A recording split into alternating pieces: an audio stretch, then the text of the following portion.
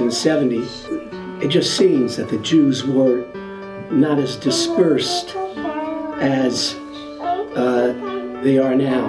And the first rabbi that I had met and developed a relationship with was Rabbi Herring. My Jewish life at that time was basically centered around that synagogue.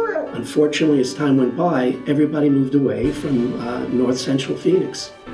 There certainly weren't as many synagogues. There weren't as many, and the valley wasn't as large. Jewish life in the valley has always been very rich for me.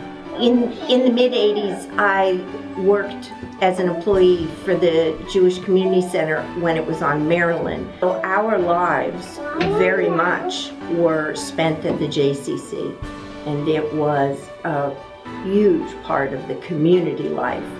I remember when we all went to the Phoenix Hebrew Academy, and it was the Jewish day school where everyone in the valley went. And now it's full circle for us because my son Benjamin's at the Phoenix Hebrew Academy.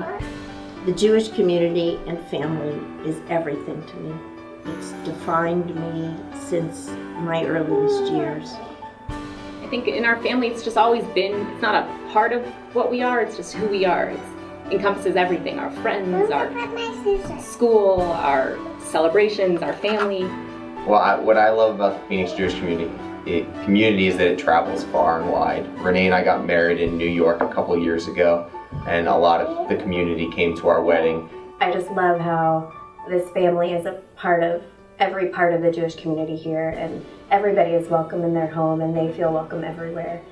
There was something very special about growing a family in a synagogue. It brought happiness to our lives, and so that's why I think each of us continue to be involved in the community wherever we may be.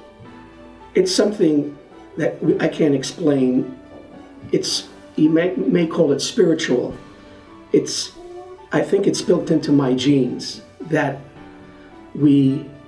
I want to be connected with Jews.